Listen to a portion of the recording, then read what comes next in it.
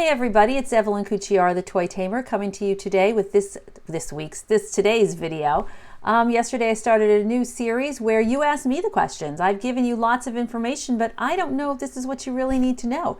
So we're starting something new. Ask me any questions you have about your playroom. What's driving you nuts there right now? I mean, it's been like 5-6 weeks that your only play space has been your playroom. So is it holding up to the task? Is it fulfilling the needs you have for it, or is it just driving you crazy?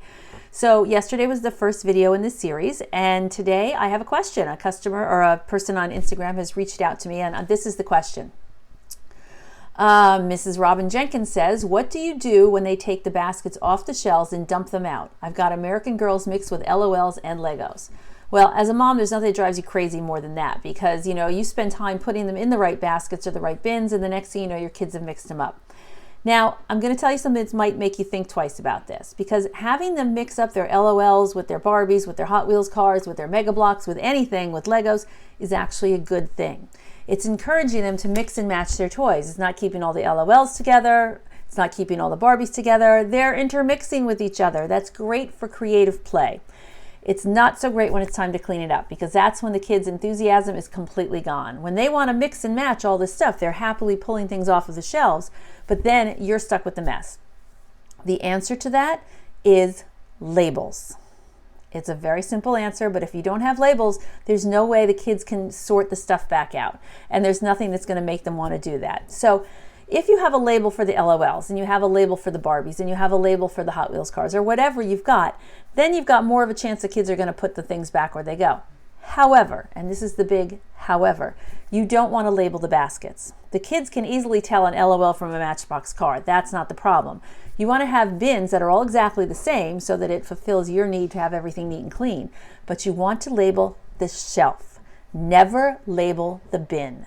When the bins are all out, the kids can easily sort things into the bins, but then they have a bin full of LOLs and they're like, where does it go? And they literally have no idea. Even if you told them 50 million times, they have no idea where that bin goes. So what you need is a label.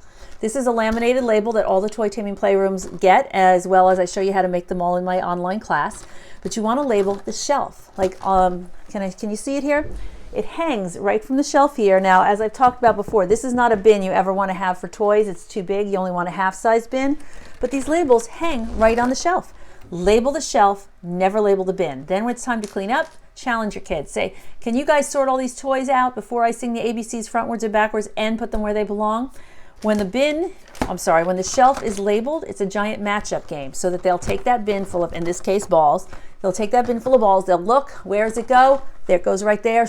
It's that immediate gratification they get when they match the two together. Doesn't matter how old you are, you want the immediate gratification. So label your shelves. Even if you have to do it with a Polaroid photo and the name written on the bottom, label the shelves. You'll be amazed at how your kids will actually put the toys away. Problem right now is they don't know where the bins go. Solve that problem for them. The kids will easily sort them out and put them away. Hope that answers your question. If you have any questions about your playroom, leave them in the comments below, and I will be back tomorrow with another question. Have a great day. I'm Evelyn the Toy Tamer. See you tomorrow.